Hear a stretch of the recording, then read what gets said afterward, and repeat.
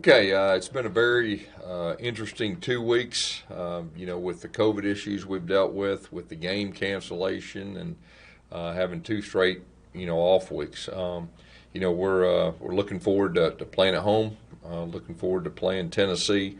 When you look at them, they got a lot of guys back offensively and defensively on their team. I think they had a 8-game winning streak coming into this season and won the first two. So, a team that has experience, that has won. They've went through a little tough times, but we're expecting their best. And I think from our standpoint, the interesting thing is we not are not going to play until 21 days from our last game. We did play our best game, against LSU, and we just need to keep building them with that. And what we're telling our guys is we need to play our best game again. But looking forward to playing at home. Excited. It'll be a night game. Really encourage our students to bring their A game. I think it's got a chance to be a really good one. So, questions? First question is from Jay Tate. Yeah, Gus, right now, as of this moment, how many kids are not able to participate due to whatever virus-related stuff? Yeah, there'll be a few that will not be able to. We'll see, where that goes. I'm not going to get any specifics, but at this point, there'll be a few that won't be available for Saturday. Can you shed any light as far as are they starters, or can you go into detail like that? So I'm not going to get in details. All right, next question, Steve Moulton. Coach, from the last time you saw Jarrett Garantano to now, what kind of development have you seen from the Tennessee quarterback, Coach? Well, I mean, you can tell he's a veteran guy, and he's played a lot of ball. And in our league, there's nothing like experience, especially at the quarterback position, because our league's different than other leagues. And he's played a lot of football and has a lot of experience. And also, Coach, just moving forward with your defense, coming off their best performance, how have they looked since Friday, practice-wise, Coach? Well, like I said, it's been an interesting 2 weeks. Last week we had to shut down a couple of days and all that. We did finish practice, at the end of last week. We had some guys out and all that, but we just try to continue to improve in the basic fundamentals. And just really stress and stop the run the football, just, true Auburn football, and playing 60 minutes. That's really been our focus with all of our guys. It's good that we're going to get back in game week routine today. This will be our Tuesday, traditional Tuesday practice. And then, of course, it's just good to get in a routine. David Pascal's next. Hey, Gus, going back to that game 2 years ago, you guys did exactly what you wanted in terms of making them one-dimensional, but they converted like 10 third downs, and I think like 4 of them were 3rd and 10s. They converted a lot of 3rd and longs. How frustrating is that to go through a day like that when, like I said, you make them one-dimensional, they just kind of kept making plays on the perimeter? Yeah, that was a very, very tough loss. There's no doubt, and it was just as all things considered, we turned the ball over and they made some plays when they had to, and we didn't play real well that day, and they had something to do with it, and they played well. That was a tough loss, and so we're glad to be having another chance to play them again. And given all the physical receivers that are always in the SEC, how have your DBs done in regards to that this year? Yeah, I think they've done a good job. We got some new guys back there, and I think they responded well. The older guys have really shown really good leadership, and you've seen that group improve. And we've faced some really good receivers so far, and I think our guys have handled themselves really well when we did that on the back end. Thank you. Next is Jordan Hill. Gus, you mentioned it'll have been 21 days by the time you guys get to Saturday. What are the things you feel like the players got to kind of keep in mind on Saturday to sort of get back into the flow of playing in a game? Yeah, I think this week is big as far as just that game week routine and knowing for sure you're playing and who you're playing and all that. But I think more than anything, it's routine, flipping the switch and getting your mind and body ready to go. And I really have no doubt in my mind our guys will be ready. We just need to have a good week of practice. Jason Caldwell's next.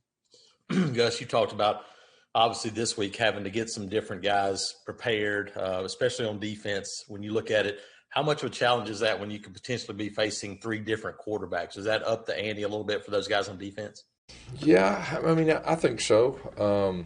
It's such an interesting year that, everything's a little different anyway, and the fact that you may see some different quarterbacks is probably not as big a deal this year as some years, just because you got to be prepared for all the different challenges. But, it is probably good that we had a little extra time to prepare, which they have extra time to prepare also. Next is Nathan King. Hey, Gus. Hey, I was just kind of wondering, players that are in quarantine, how much are they allowed to leave their place? What does that kind of look like for them other than just the day-to-day stuff of obviously meetings and whatnot? How much are they really allowed to do?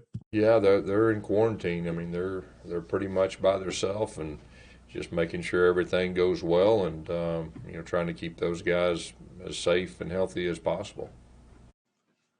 Next is Justin Ferguson.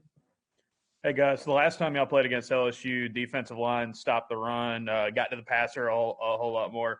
How important is that to build off of that for this week after a couple weeks off, considering how much talent Tennessee's got up front?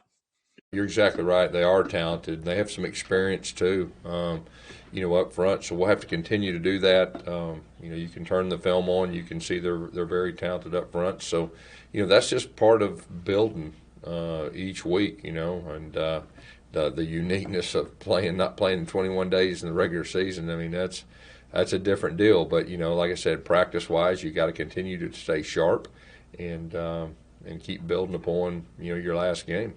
How much of a difference has it made that group, specifically the defensive line's gotten healthier and some of those younger guys are playing more?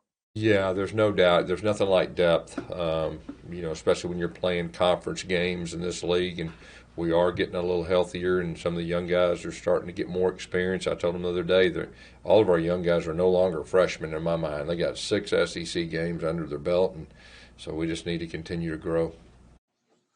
Brian Matthews is next. Yeah, Gus, thanks for speaking to us.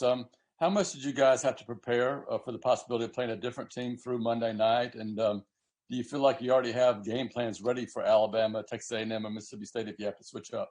No, we never thought about playing anybody else but Tennessee. Since probably Wednesday of last week. I know there's rumors and all that. You got to be flexible, but we're going to deal with the facts and that we really never flinch. Now at the same time, you got off the field guys that usually work a week ahead anyway, and you just got to be flexible and you got to be prepared for the what ifs. So that's just part of the new normal.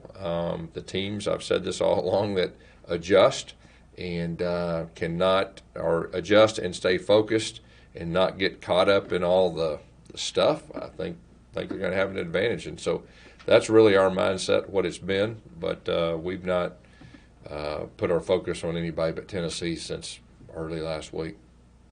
Thank you. Next is Mark Murphy. Can you sense the players are eager to play a game again after being out for so long from a game action? No doubt. I mean, they're just ready to get back and play. Like I said, it was just really strange from the standpoint that we dealt with the COVID. We didn't practice for a couple of days, and we found out we weren't playing, and you have a new opponent, and that's a lot of stuff. And so our guys, like I said, the best thing about it, we're back in game week routine. We're playing a team that I think is a talented team, and a team that came in here and gave us a very, very tough loss 2 years ago for the older guys who were part of that. So, like I said, we're ready to get back on the field, especially playing at home. Like I said, playing at night, and then playing against a team that we're looking forward to playing. Is this one of those weeks you're going to count on your team leaders to make sure everybody takes it seriously, even though Tennessee on a little losing streak? This year is you're taking everybody serious. I mean, yeah, we will rely on our leaders, but you can't overlook anyone. And like I said, they got the majority of their guys back, from last year, and they had a 6 or 8 game win streak. So, we got to have our A game every single week. We're taking it one game at a time. I know that sounds like coach speak, but that's exactly what we're doing.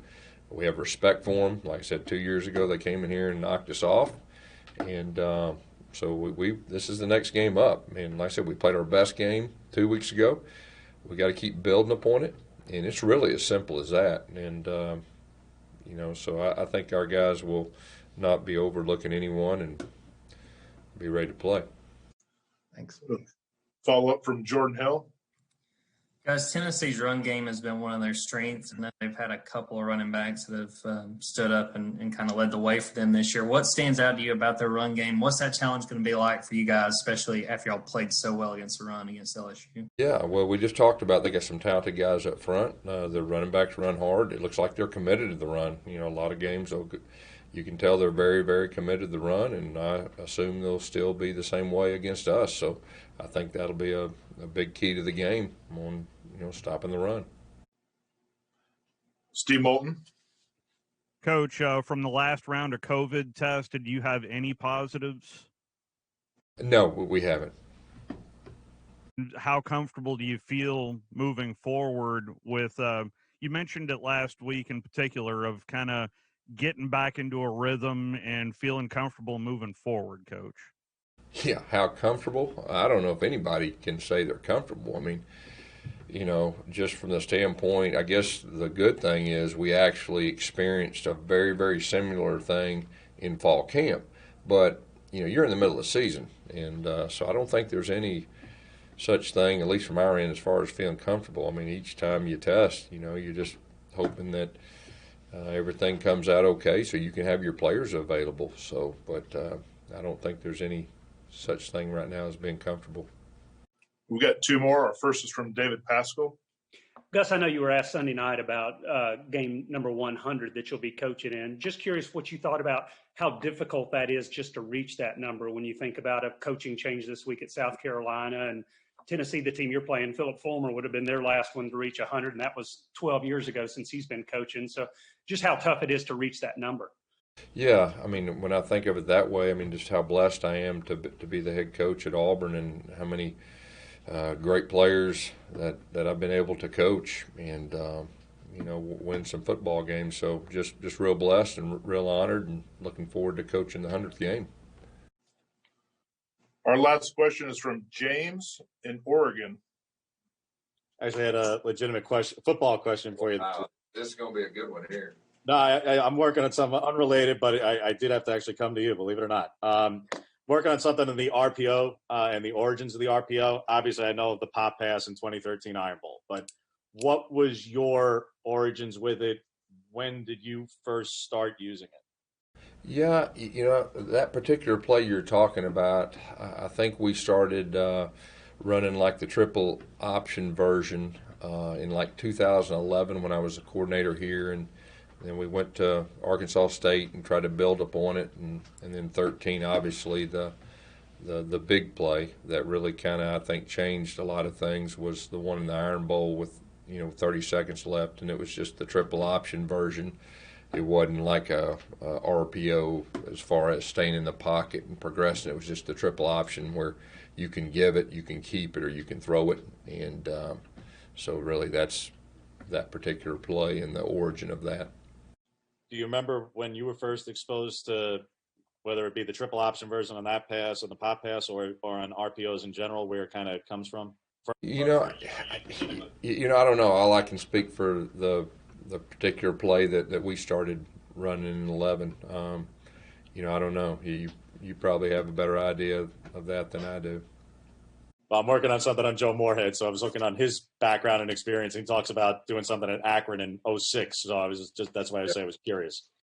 Yeah, I have no idea.